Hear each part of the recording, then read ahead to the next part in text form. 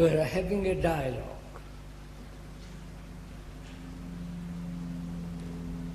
There's a conversation between two people, friendly, serious, and wanting to solve their own intimate, personal problems. And so they talk, they go for a walk in the woods and talk over things together. And we are in that position, you and I, the speaker and you. We're out for a walk, lovely stream, marvelous pine woods, full of morning scent, and we are talking over together.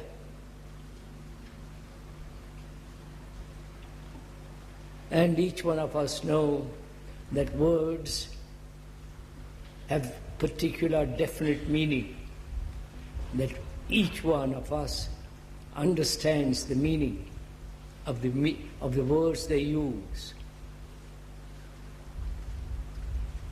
They know the words and their content of the word, the meaning of the word, the significance of the word. So they use the word which is common to both of them. And they also know that the word is not the thing, and the words do not actually convey the deep inner feelings. They are feeling it out together. Well, they're good friends. They're not opposed to each other. They're not trying to trick each other. They have known each other for long years. And they have often talked about these things. And so they're willing to expose themselves to each other, point out their difficulties, their problems, and each one is trying to understand the other and hoping to help each other. That is really a dialogue. They have established a good relationship between them. So can we, this morning, have such a dialogue?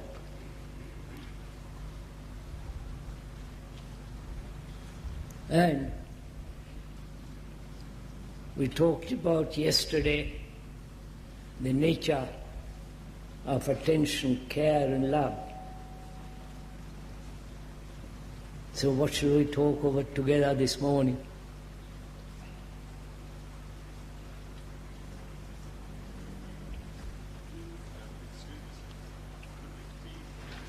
Why it's so difficult for us to actually experience here and now all the psychological sort of inhibitions that we have that block us from loving. Could we investigate why it is so difficult for us to actually experience here and now the psychological inhibitions that block us? Could we investigate why it is so difficult to look at the psychological inhibitions here and now? Could we investigate together our psychological inhibitions, our psychological barriers?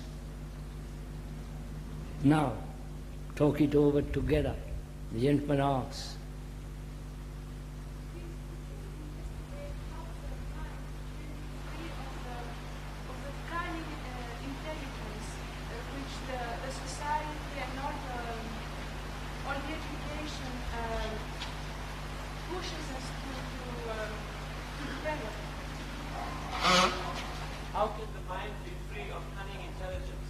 How can the mind be free of cunning intelligence that society pushes on us? How can the mind be free of cunning intelligence, society's intelligence? How can the mind be free from the cunning which thought has put together there?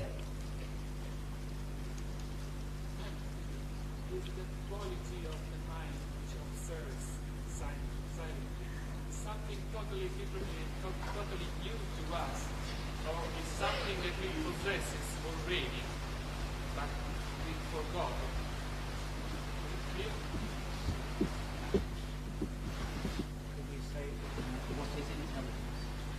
Could you discuss what is intelligence?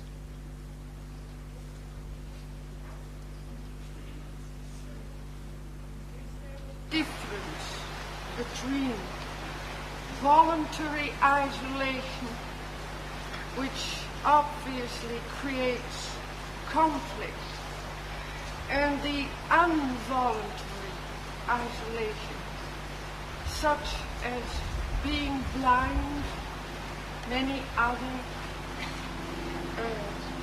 involuntary difference between voluntary isolation and involuntary isolation. Isolation and forced isolation.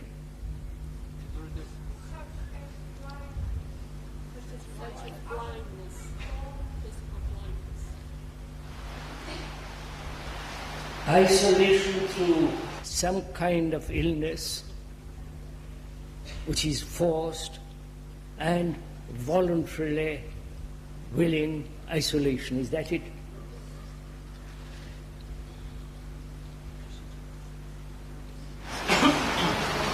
Sir, why do you... Just a minute, madam. Sit down, sir. He is coming.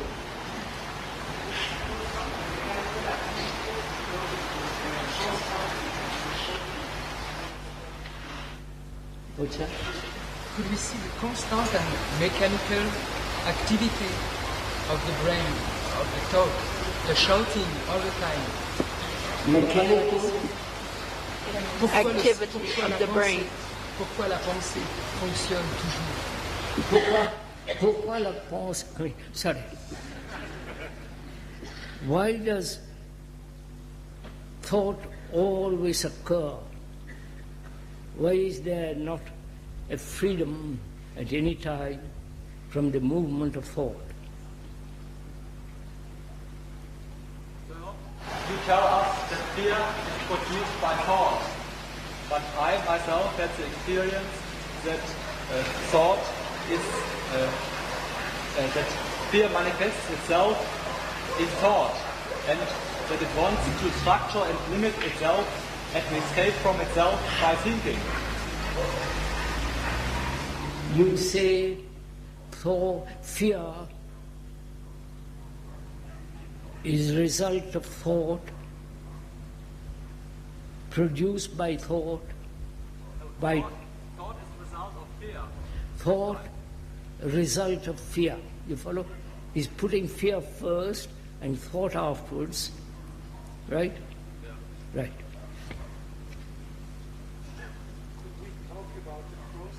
Identification also, in connection Could with we discuss why the mind seeks identification, why we seek identification? I find it extremely difficult to take part in these discussions, because I'm always in doubt whether it is a right or a wrong question. How can I find out myself? Are there any criteria? How can one find out for oneself what is a right question and a wrong question? Is that it, sir? For the usual meditation, the self-hypnosis. I asked that question because it is only through that I had the feeling I understand when you say beauty is something entirely different. Love is something entirely different.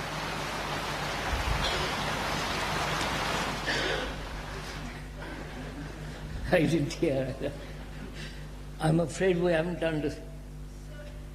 I asked, why do you call the usual meditation that is sitting down with closed eyes self-hypnosis? Why do you call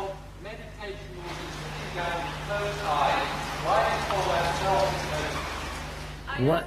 I ask that question because I have the feeling that it is not only, but also through that I can understand when you say beauty is something entirely different. Because when she does that, when she meditates, she does have a feeling of what you're saying, but beauty is something entirely different. Why do we have to?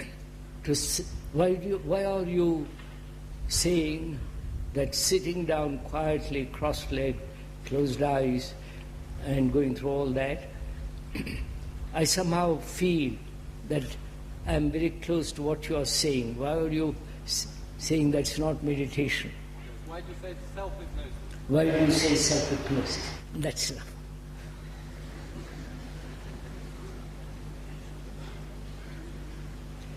Now, which of these shall we take up? All connected with the mind. All these questions, if you have observed, if you have listened, are dealing with the nature of thought,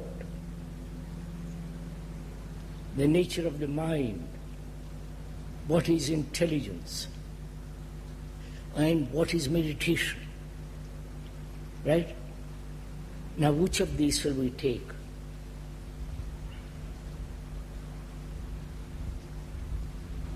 Yesterday's talk.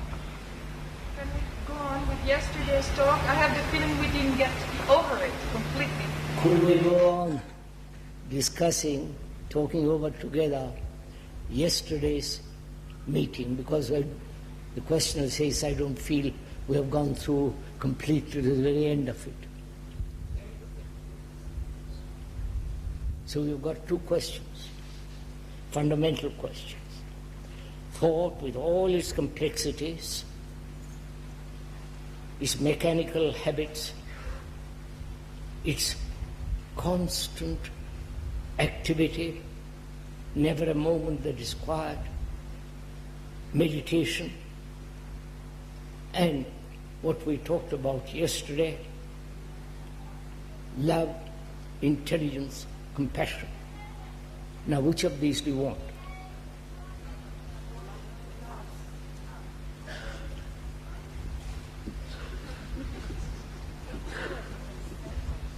One is rather shy of that word.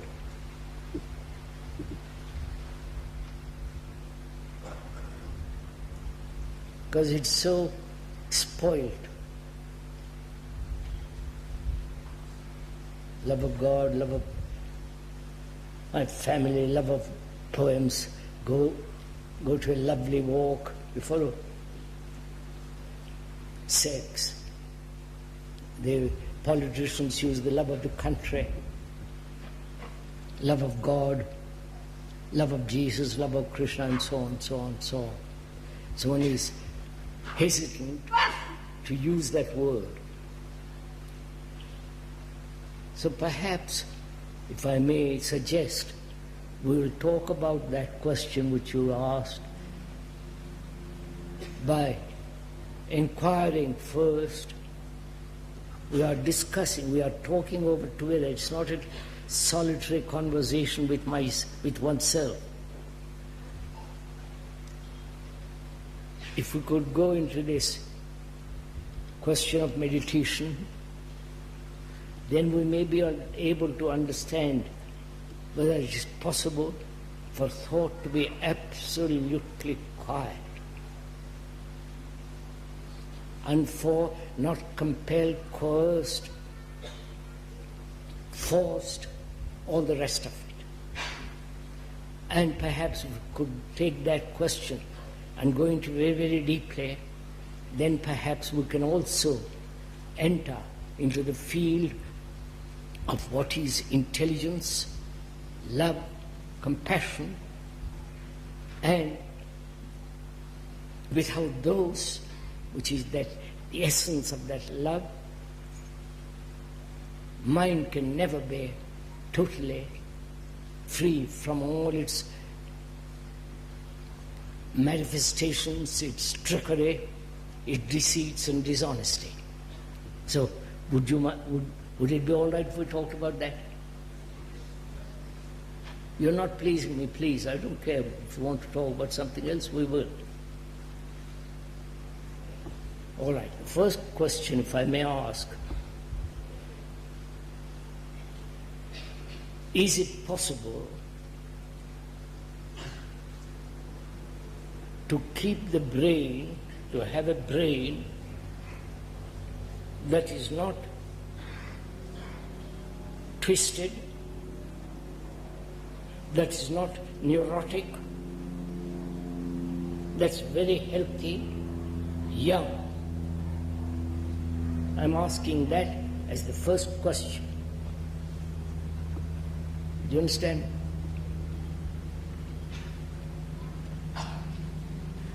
I'm asking, to put it very simply,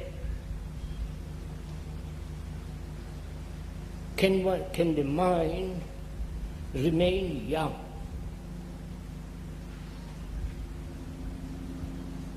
And not grow old, decay, corrupt, but keep its quality of youth.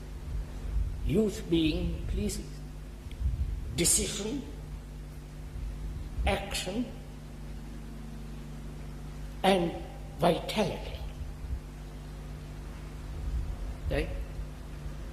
That is generally accepted as the meaning of youth, to have enormous amount of energy,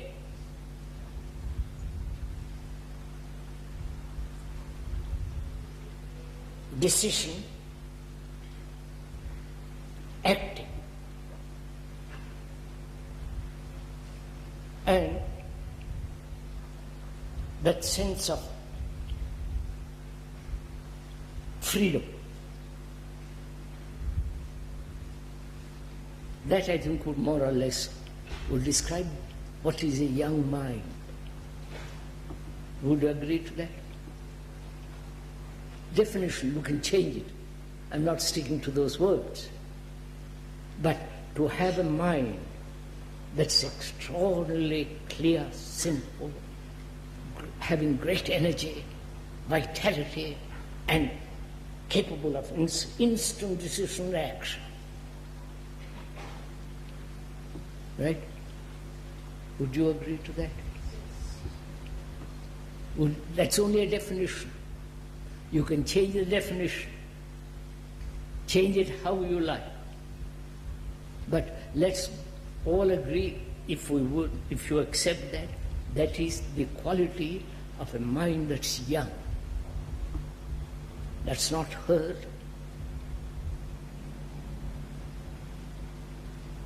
that has no problems, that is living, not in the future or in the past, but actually living in the present.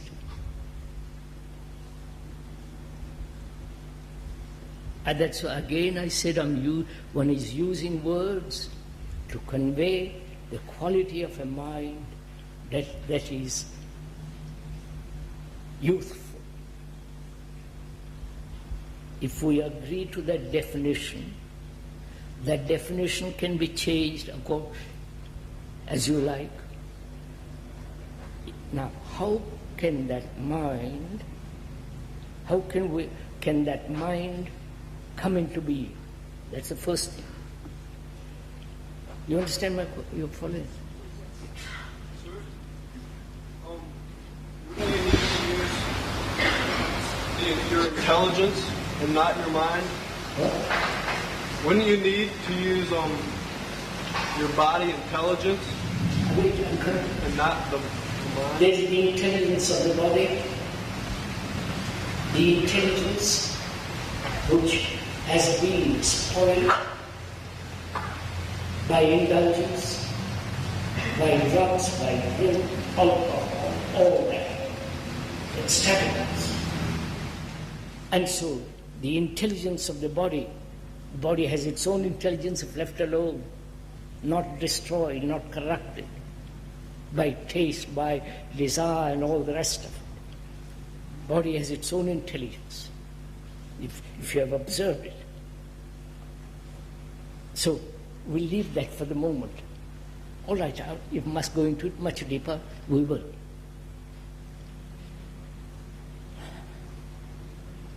Our mind is the result of our senses. Right? Right? Isn't that so? This is science. This is just natural. And we exercise not all the senses together.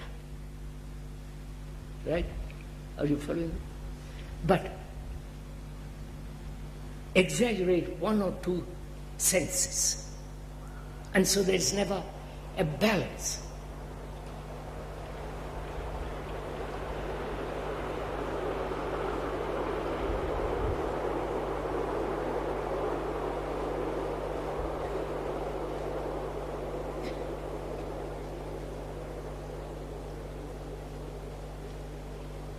I do not know if you have experimented or watched this or aware of your senses.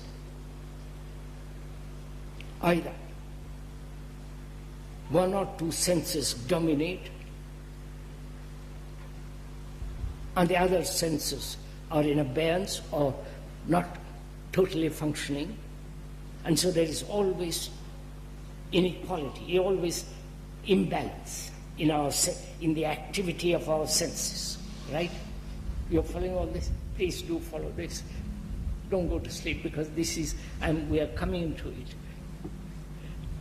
So is it possible that all our senses work together, totally harmoniously? That's the first question. And because our whole structure is based on senses, perception, taste, touch, and all that. Now, if there is imbalance in our senses, our mind is affected. Natural. And from this imbalance, there is neurotic activity. So, is it possible, please go into it with me, we are dialogue, I'm not giving a speech. Can we see the movement of the sky, the clouds, the shadows on the mountain, with all our senses together? You understand my question?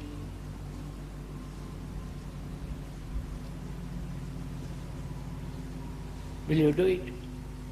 As you are sitting there, observing yourself, please, as I said yesterday, unless you apply, actually apply, do it, you can sit there for the next 50 years, you will do nothing. But if you apply, actually work it out, then you will see for yourself that as long as there is imbalance in the senses, the mind, which is also part of the senses, part of thought, then that imbalance invariably creates disharmony, right? Do it, please, as you observe it. Actually apply. Could you give a concrete example of what you mean by imbalance of the senses? What's that? Could you give a concrete example of what you mean by imbalance of the senses? Concrete example of imbalance of the senses. I'm not good at giving examples. I think examples are wrong. Because you have to find out, if one gives an example, that becomes the pattern. You follow? And say, I must conform to that, or no, that pattern, that example is not good, better example, and so on. We battle with examples. I hope you understand this. I can think out an example. Sex.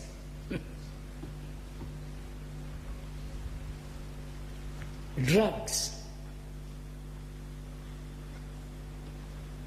Various forms of sensory entertainments where only the eye or the ear functions, not the totality of all the senses. You understand all this? So, the mind, am I talking, as the gentleman pointed out the other day, I'm performing.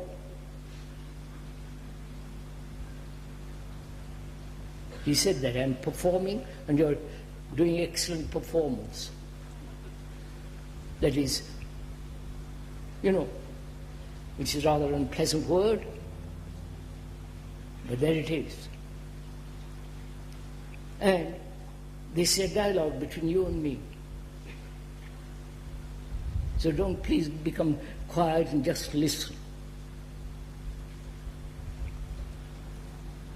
So that's part of the mind. Vision of the brain when we talk about the sane mind. When we use the word mind, sir, we are using, including in the mind, all the activity of the senses, all the activities of thought, all the activities of emotions, whether imagined or real, romantic, sentimental, all that. The whole of human activity is the mind. At least I look at it that way. You may look at it differently, but as we are two friends talking over together, I change my vocabulary, you change your words, but we mean the same thing. That is, the mind contains, holds all the senses, all the emotions, all the romantic, sentimental attitudes, values, and also the enormous complexity of thought,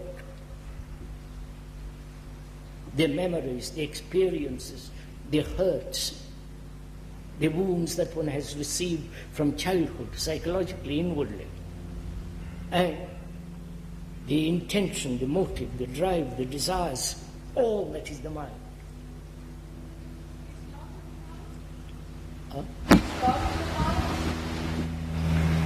We're coming to this love, part of the mind. You understand the question? Is love contained in the mind?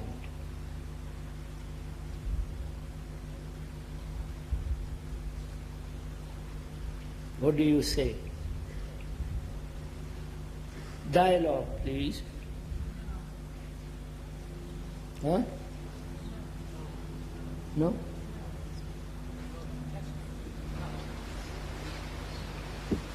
Question 8, the lady says, it is not in the mind. Then is it outside the mind? Go into it for yourself. It's a dialogue. Perhaps it is a part of love. No. Perhaps the mind is a part of love. Perhaps the mind is part of love. Mind is part of love. You go very carefully into this, please.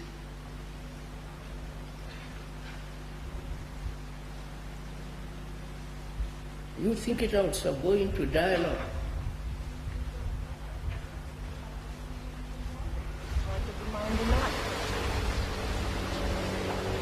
Is love remembrance? Huh? No, go into it, madam. Just look at it. I'm telling you something, I'm asking you. Is love something that has happened and you remember it. Therefore I'm asking, is love part of remembrance? You've been kind to me, I remember it, and therefore I have affection for you. Or you have, remember it. Is love a remembrance? If it is not, is it then within the structure and nature of the mind? This is a very difficult question. Please don't just slip it by. That's why I want to go into this carefully.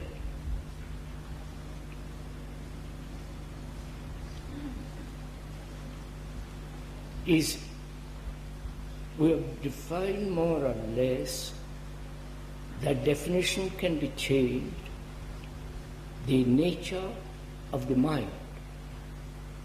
It's all the senses, so on and so on. And all this is predominated by thought. Right? That is the central activity. Right? That controls the senses, exaggerates the senses, gives importance to a certain sense and not to the others, that creates images, conclusions, aggressiveness, assertiveness. All that is the activity of thought. Right? So thought predominates all our activity, including the senses, dominating the intelligence of the body. You're following all this? So thought is the central factor that is constantly operating, controlling, deciding, changing, modifying, pursuing, establishing a goal and driving towards that. And the past, with all its memories and all that is, the whole of that is the activity of the mind, which is thought. Right? You're quite sure? And please discuss with me, please. The same sensation to the mind. All the senses give the same sensation to the mind. All the senses give the sense. All the senses in the mind are equal. Same value to the mind, but the thought says this is better than that. That's all we are saying. Thought is consuming the senses, and the senses become dull. When thought exercises dominates, senses become dull. Could we move from this? Right, sir? Right, can we move on? Now, meditation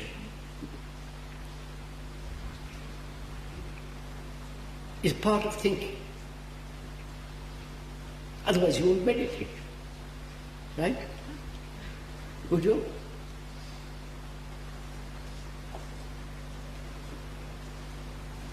No?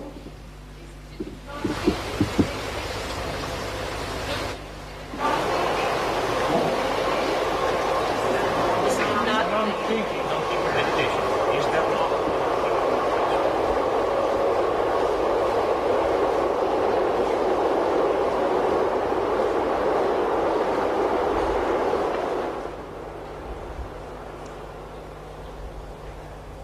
What did you say, Mera?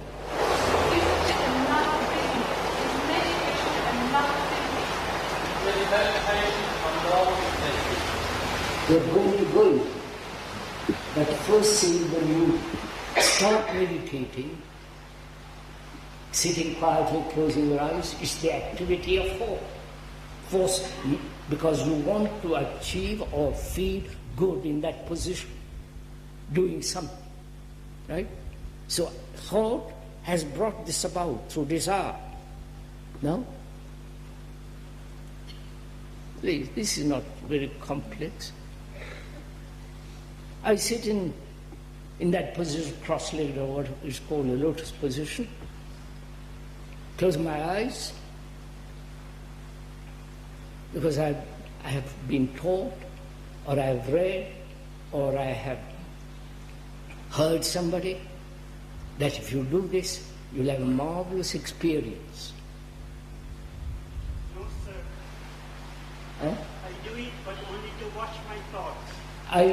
Wait, that's a different matter, sir. You see the difference? I do it because I want to achieve certain experience, because I've read about it, or I've been told about it, and it gives you certain pleasure. I feel rather relieved, relaxed, right? Right? And that I maintain that, giving more and more importance to my feeling of certain pleasure, certain experience, certain state of mind. And I go on doing it. But the origin of that is the movement of thought. Right? But this is the practice of meditation. What's that? What you're talking about is the practice of meditation. But within this practice, meditation can appear, which is something else. I mean, what you're talking about, well, as I feel, is the practice. But within this practice, the meditation can happen. But there is a difference between the word meditation and what it is exactly. This is the practice of meditation. And within this practice, suddenly something else could happen. Yes, this is the practice of meditation, and in that something suddenly can happen. Right? Right, sir? Yeah, what happens is really meditation. I mean, it's just a question of words. What happens is really meditation.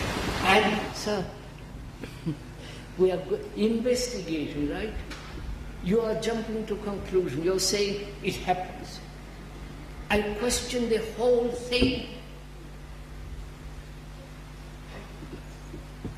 So, when we sit quietly to watch our mind, after a while our eyes naturally get shut, and we become quiet. We don't sit with our eyes in purpose to shut them so as to meditate. Sir, the speaker has played with all this. Right? This is not something new you're telling me. So, have patience. I've been through all this. Sitting quietly, breathing, repeating, hoping for something to happen.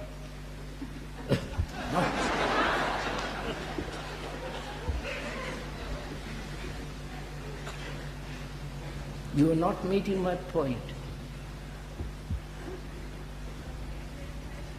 Why do I meditate? Why does one meditate? Because I'm agitated, trying to quiet myself. What? Because when I'm agitated, when there is an When we are agitated, nervous, anxious, crowded with innumerable problems, by sitting quietly, we hope to get away slightly from that. not what? Yeah, just relax till they overcome again. Yeah. But you're missing, forgive me, you're missing my point of view, what I'm saying, which is, all this is the origin of thought, origin of desire. No? Right, sir? Why are you hesitant? What's wrong with it? Can the man can God not see his own uselessness and slightly stop? Because it is useless. You seem to think, Madam and the others, that I'm opposed to meditation.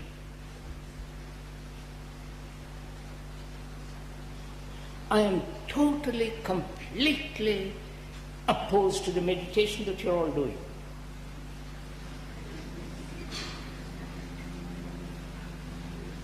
Because that's not meditation. As I've been through all this. Maybe we must investigate what you mean by meditation. The others mean another thing. We explain what the word means, Madam. The word means to think over, to ponder, to investigate, to concentrate in order to look at your problems, and all that is involved in that one word. Sir, if you are opposed to our meditation, are you not creating a division? Huh? Are you not creating a division? And I say, excuse me, I'm with all that word opposed. What one is doing, what is called meditation, is not meditation. All right. It's the same thing. So I'm not opposed to it. I'm just saying what one considers meditation, if you are willing to examine what the other person has to say that's not meditation. Meditation is something much more complex, more etc. So, but two friends talking over, I'm not opposing you. We are talking this over. We say meditation begins with desire, with thought. Right? You hear somebody from Tibet, from India, from Zen, from God knows what other place, and he expounds what meditation is. He says, do it, sit down quietly, I'll give you a system to make you calm, restful, relax. So, your thought accepts it, desire to achieve it, and you sit in that position. Right? This is so obvious. What are you objecting to? I want to say because the idea started the meditation. All the meditation is only an idea. That's right, sir. That's what I'm saying differently. So, meditation begins with thought. Right? And desire says, I must achieve that, something which I have experienced yesterday in the sitting quietly, and I want that. I want it to continue. I practice. I force. I follow a system. All the activity of thought. That's all. What are you objecting to? Sometimes I meditate to go out from identification. Sometimes I meditate to go out of identification. I have meditated a couple of hours, the questioner says, to get away from myself. Right? Is meditation an escape? It's a temporary relief. What's that? Temporary relief. Then take a drug. Take a night, that thing that puts you, to quieten your nerves. You see, sir, you are not following all this. You are wasting time. Temporary relief, temporary excitement, temporary experience, temporary quietness, all that you call meditation. My Lord, how that word has been misused. Could it be that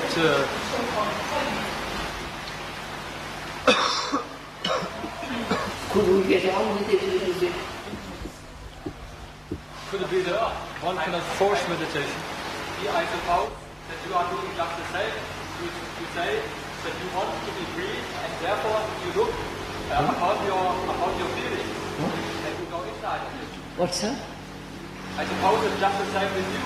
You say you want to be free, and therefore you look at your problem and go inside. I am not, sir. I'm sorry, you are misunderstood.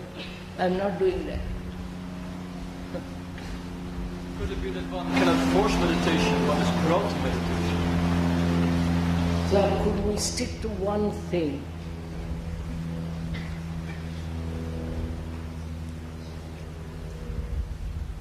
We are saying, we are asking, we have gone so far, which is, what is the nature of the mind? We talked about that. And that mind is dominated by thought. Thought is perpetually in an activity. When you are sleeping, when you are awake, when you are walking, when you are by yourself, it is constantly moving. And that becomes a strain, right? That becomes nervous. And to bring about a quietness, a relief, a sense of peace, you try to meditate, quote meditation, and achieve a little bit of that. And you practice, and you call that meditation. I said that, please, that's not meditation.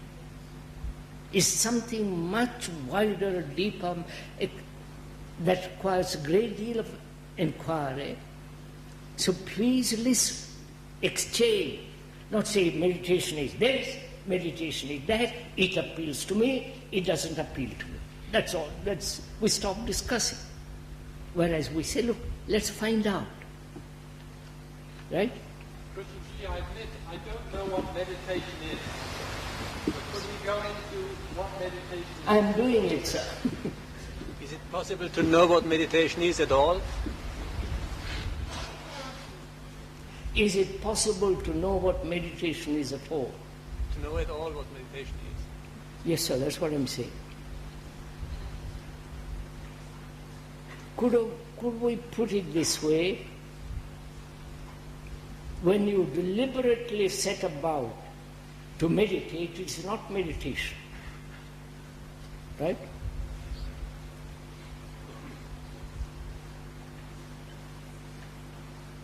Because behind that deliberate act is desire.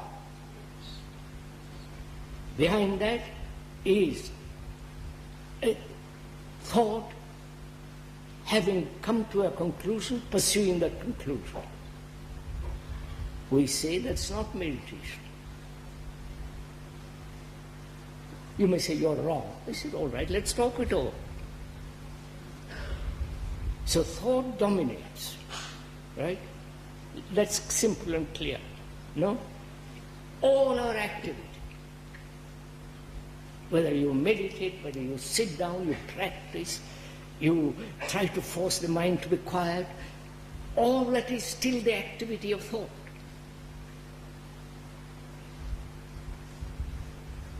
And is love the activity of thought?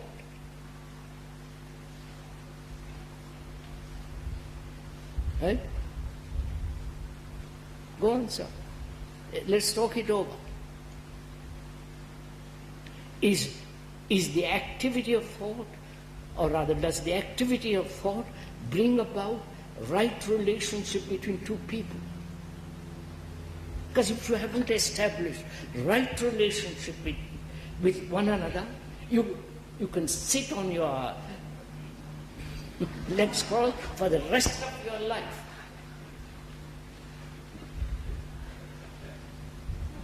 Unless you lay the foundation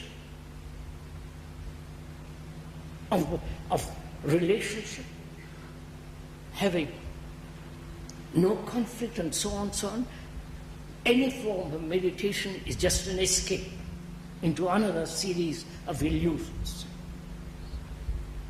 So, is love the activity of thought?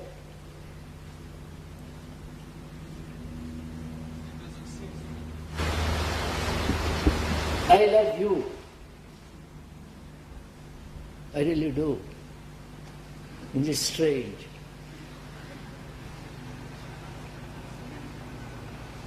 Isn't love the active thought? Because you're thinking about what some of us have done, you probably do not love us. How sad it is. So therefore, Somebody comes and tells you, I love you, old boy, or old, I love you.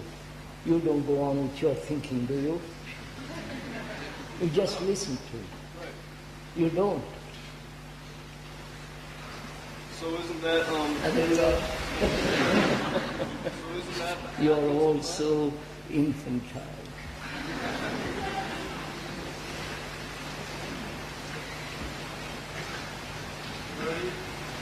And we are asking, is love the activity of thought? Is love the activity of the senses?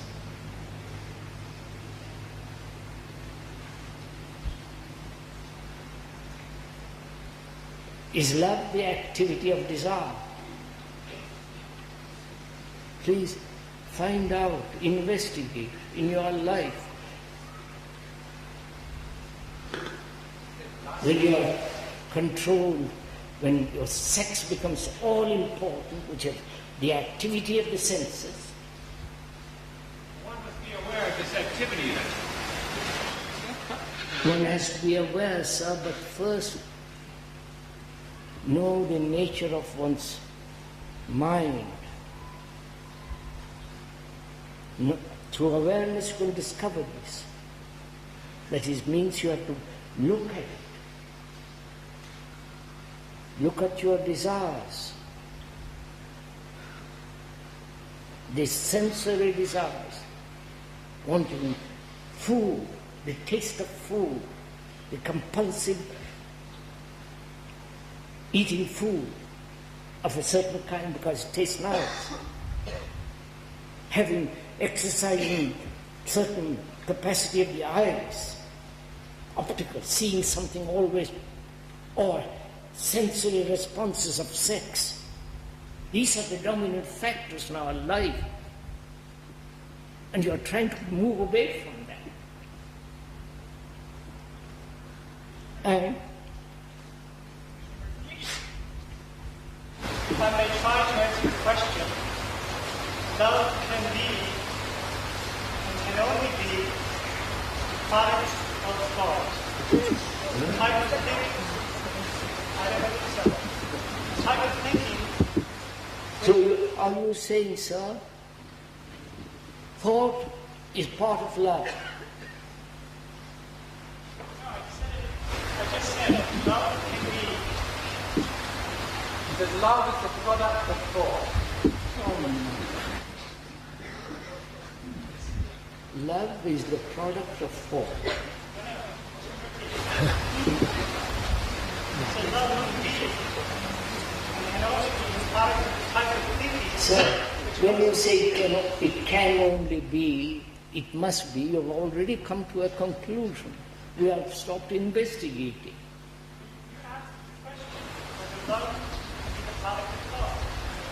Yes, is love part of thought?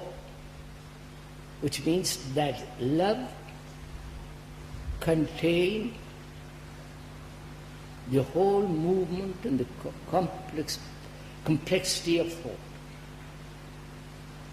You understand? But if it contains thought, is that love? You don't even go into it, look at it. I don't know the word in English, but I know in French. I think it is l'état in French. I don't know who knows it in English. Or Zustand in German. State. That's it. A state, a fact. I'm afraid you can't hear the same. She says it is a state. What? It is a state of being. C'est un état. Un état in French. C'est un état. Ah, steady, you are using Sanskrit. I want to hear. I'm also pretty good at all this, so I can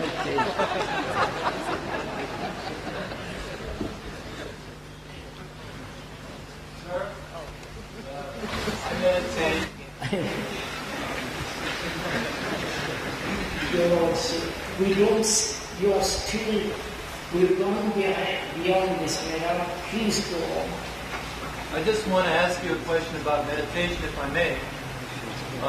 I have either been under the illusion or delusion that the meditation in which I do is done to me effortlessly. Now, is this my illusion completely?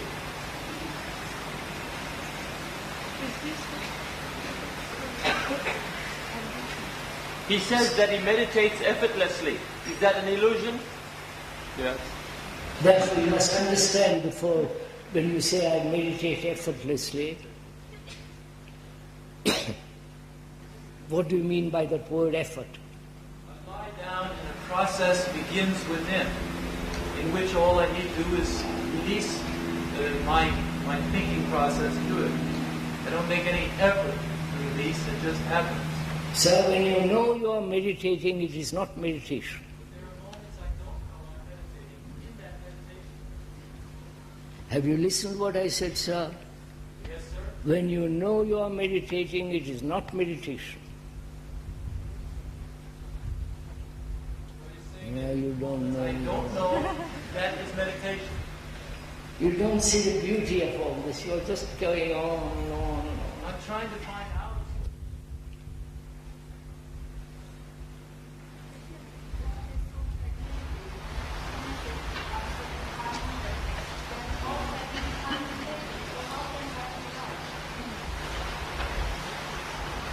Why do you meditate at all? You have never even asked that question.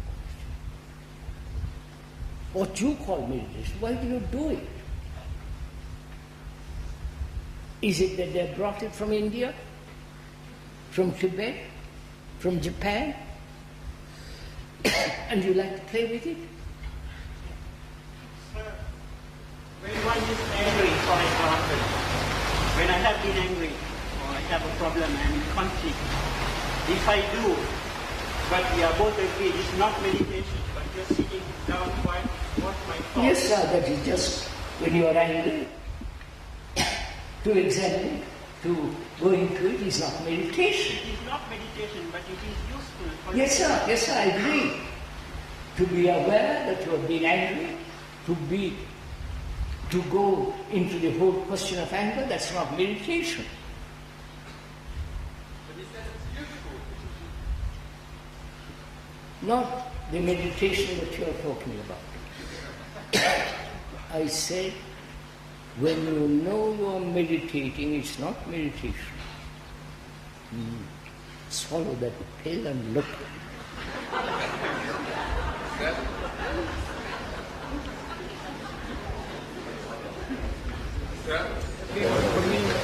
Can love itself take me away from the realm of thought? Meditation helps me to get away from myself, from my thought. Then go to a cinema. Can love itself help me?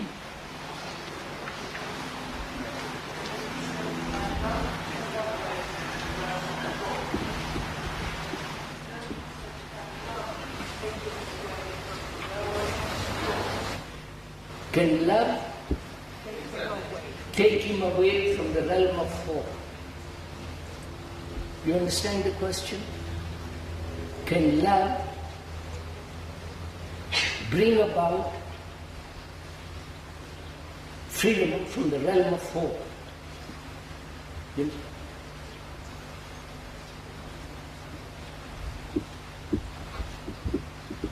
Can love free the mind from the activities of thought?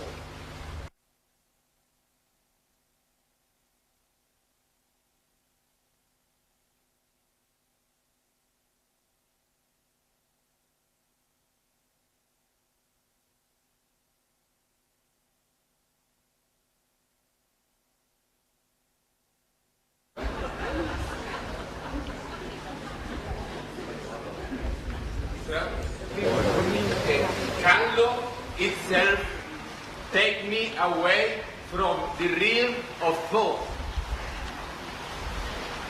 Meditation helps me to get away from myself, from my thought. Then go to the cinema. Can love itself help me?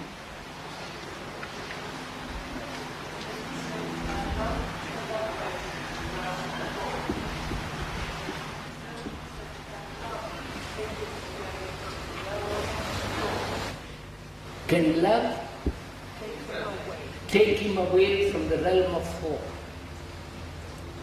You understand the question? Can love bring about freedom from the realm of thought? You know?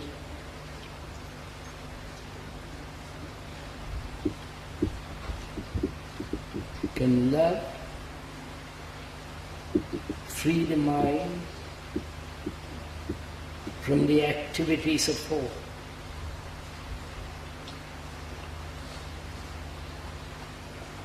What do you say? Don't look at me.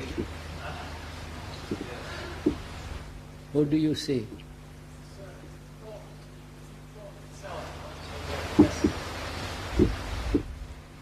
So it's a very good question.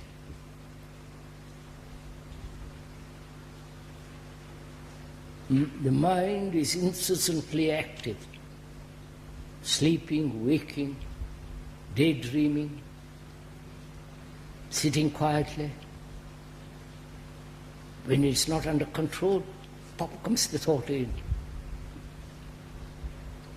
So does love free the mind from the activities of thought? No. You see what you have done? You are using love as a means of escape from thought.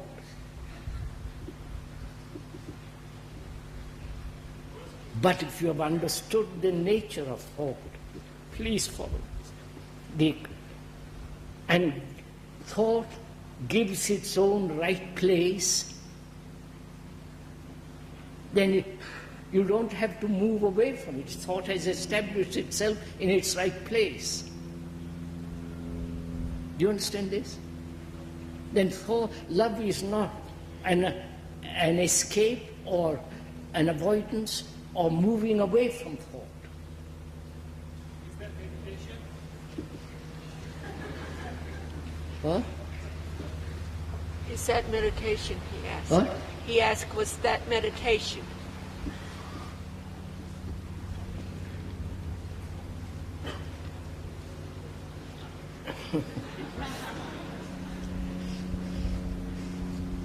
So, as I said, when you know you are meditating, right? Sitting in that position, breathing, repeating a mantra, all that, when there is that activity, it's not meditation. I will tell you why, if you will listen.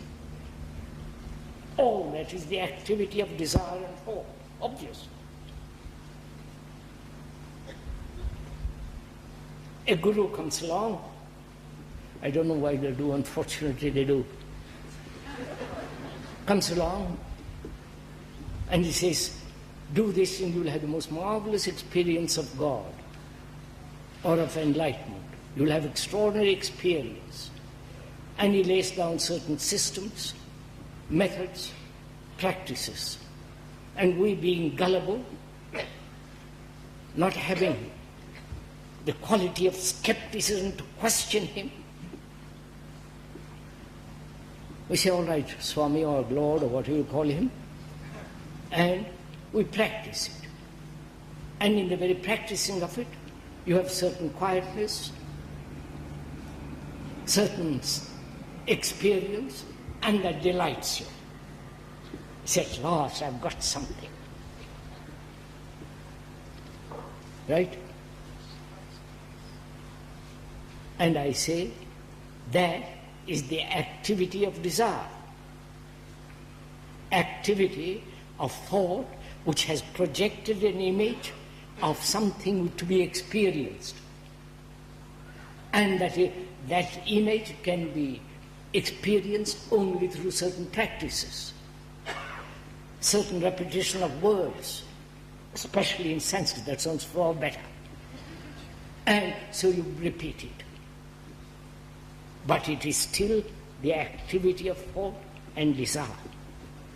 So, unless you understand this, that what is the nature of thought, what's the nature of desire, gone into it, given its right place, thought gives itself its right place, then you'll be everlastingly battling with thought, with all the images that it has created. It's very simple. No? Is love denied by thought? Huh? Is love denied by thought? Is love? Denied. Is it covered over? There wasn't thought, would there be love? When there is, he's asked, when there is thought, is there love? No. But if there is no thought, you can be in amnesia, state of amnesia. You don't. Huh?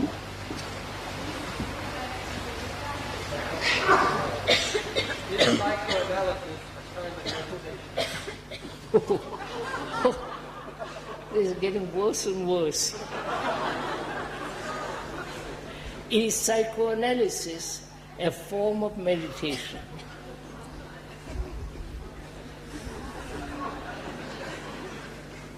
Do you know what psychoanalysis is? Investigating into the past. Psychoanalysis. Analyzing oneself, either by the professional, psychotherapist, psychologist, psychoanalyst, Freudian, Jungian, Adlerian, or names innumerable, or you investigate yourself, analyze yourself. Huh? Who is the analyzer? And what is he analyzing? He is not the analyzer, the analyzed. So he's playing a trick on himself. You don't see all this. So analysis, either psychotherapeutic, of various group therapies, all that's going on, various forms of psychotherapy, is not meditation, good Lord. Think what we have reduced meditation to. Process of observation, where we have talking about 10 days, is that not also doubt? Madam, as we explained earlier in these talks, there is only observation, not the observer. Right? Huh? You are saying that, agreeing to that? Do you know what that means, madam? The absence of me, the absence of all the past, just to observe. without the word, without the name, without association, without remembrance, just to observe. In your notebook, sir, you made mention of a process. Yes, sir. Cooperating with the process. There is no process. You see, that's what I'm pointing out here. Moment there is a process for meditation, that process is the result of thought.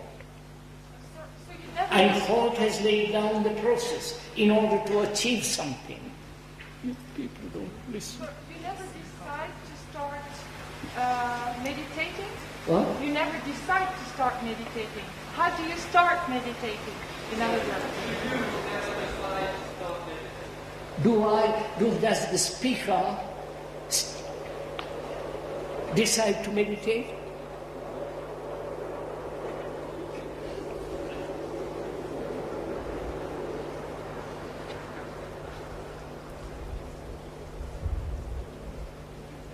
Does the speaker decide to meditate? I've answered the question. You people are we have said, sir, that when you decide to start meditation, it is not meditation. When you put yourself in the hands of another who will teach you how to meditate, it is not meditation. When you follow a system, it is not meditation. When you accept the authority of another and say, I know, you don't know, I will tell you what to do, it's not meditation. And so on, so on, so on. Please, can we see this? When we go out walking, we don't think about meditation. And if once you see something very beautiful, you just have a feeling you want to close your eyes and then it comes over you. But if once your mind takes straight That's right. That's right. When the lady says, as you're walking in the wood quietly, not carrying all the burdens of your problem, suddenly you have a certain sensation, feeling, and you're watching it, and thought comes over and takes charge and says, makes it a memory and wanting it more. All that's not meditation. Just to observe. Is it love? Is that love? Just to observe, you say. Is that love? Is pure observation love. See,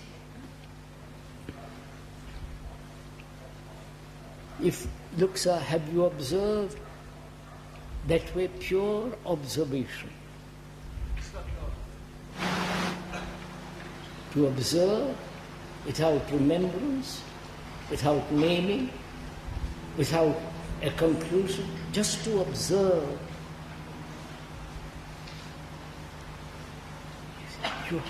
We have spent an hour and a quarter nearly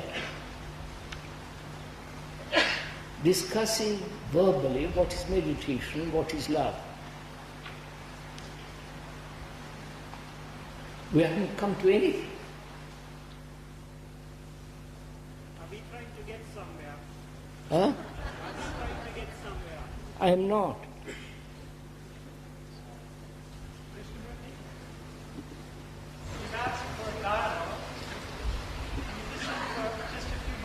Oh, delightful. I want to try to answer again the question you brought up before. You asked whether love can be the product of thought. My answer was that love can be only the product of thought. I understand what you mean by thought. I recognize that you feel that thought is conditioned. To say, I know that is how you define thought. I think thought can be something else.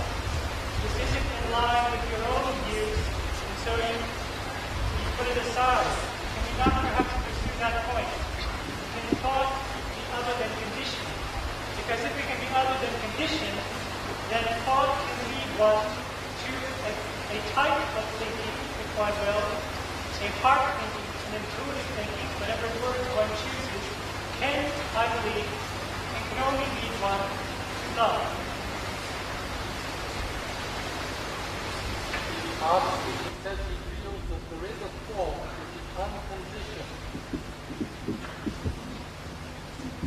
The gentleman says, in essence, that there is a thought which is unconditioned.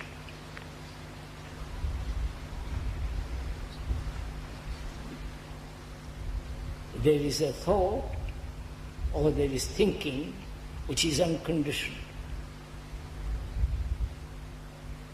I don't know anything about it.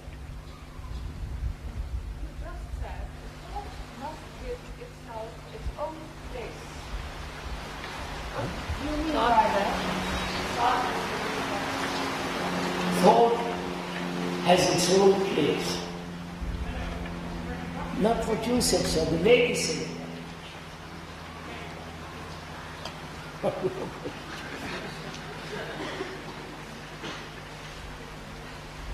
Is there a thought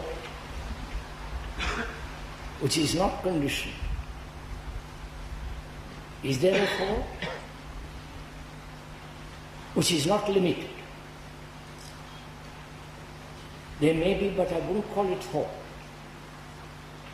Right? Thought, as is generally understood, is the process of thinking. Thinking is the movement of memory, movement of experience, movement of knowledge. The whole process of that is thinking. Not solely. Huh? I don't believe it is solely as you describe it. Right, sir. I would ask you, what does the word intuition mean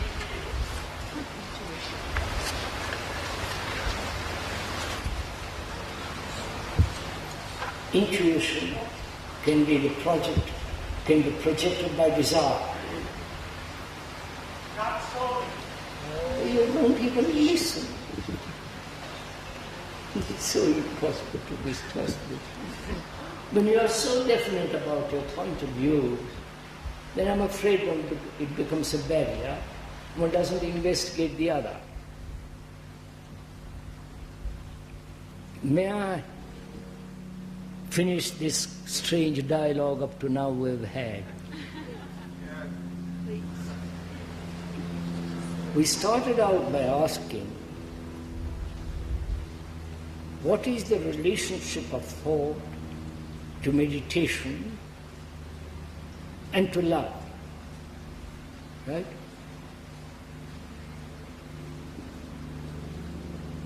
We went into the question that our mind contains or is the result of the senses, the emotions, crooked, sane, irrational, illusory, and so on, the sentiments, the judgments, the evaluations, the memories, the hurts, the anxieties, all that which is under the umbrella of thought. Thought is the central factor. And as thought is the result of knowledge, and knowledge is always limited, and therefore with knowledge goes ignorance, thought is fragmented, broken up, limited. And when thought says, I must meditate, I must find out truth, I must achieve enlightenment, thought is playing games with itself. That's obvious. So meditation has nothing to do with thought. When you sit down and deliberately meditate, it may be pleasant, it may give you certain relaxation, you may have certain pleasurable experience, but all that is a deliberate action by thought and desire to achieve a certain result. Therefore, that's not meditation. And what is the relationship of thought to love? That's what you're asking me. Love, this becomes rather difficult. Love is free from thought. Love is not the product of thought. If it is, it's still part of desire, obviously. So love is independent, is free from all the activities and chicanery, dishonesty, desires, sensations, sex. That's not love.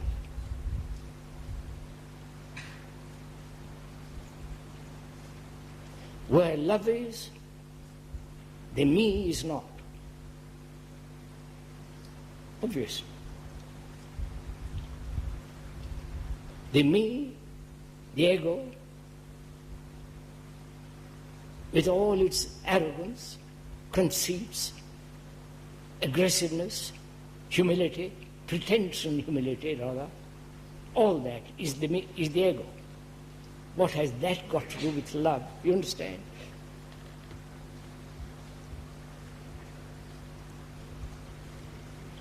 So love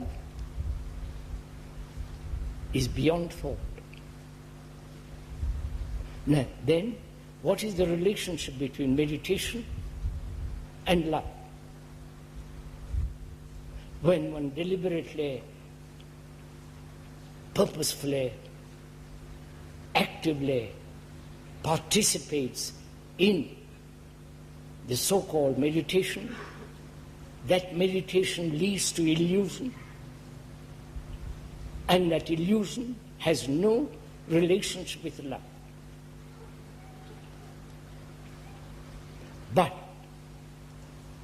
there is a meditation, if you are interested in it, which is not deliberate, which has nothing whatsoever to do with desire. There is a meditation which must be totally undesired, totally free of thought. And to find that meditation, I'm not offering it as a reward if you're interested in it. You have to go into the question of desire, give it its right place, whether desire has any place at all. And also, thought has to find its own place and remain there. Then meditation becomes something totally different from what you're doing. That is, one has to find out what is reality and what is truth.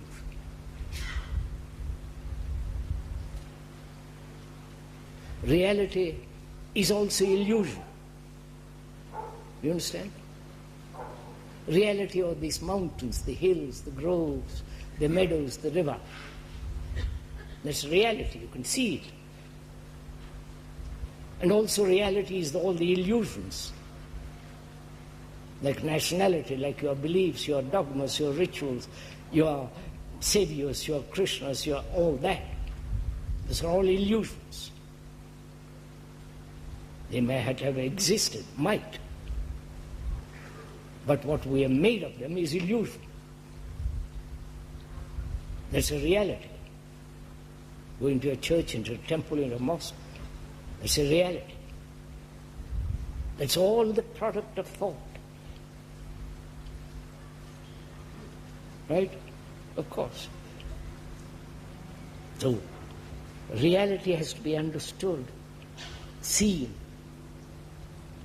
Reality, everything that thought has created, the atom bomb, it exists, atom exists before thought investigated and created the bomb. Thought did not create nature, but thought has used nature. The chair one is sitting on is made by thought out of wood. And reality has truth has nothing whatsoever to do with reality.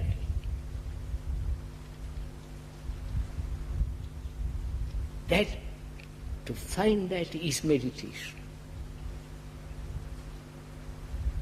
To begin to establish right relationship with human beings. Not the everlasting battle between sexes, between human beings, killing each other, terrorizing each other, destroying the earth, and so on and so on. If we don't stop that, what's the good of your meditation?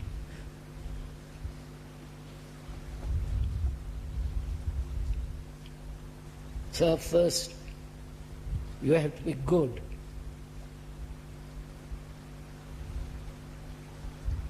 By your goodness, you bring about a good society. And if you are not good inside, good. I'm using that word specifically because it's not the goodness, be a good child. I don't mean that. We'll go into perhaps tomorrow or another day. But if there is not goodness in you, you cannot produce good society. And without goodness in you, you can meditate till you doomsday.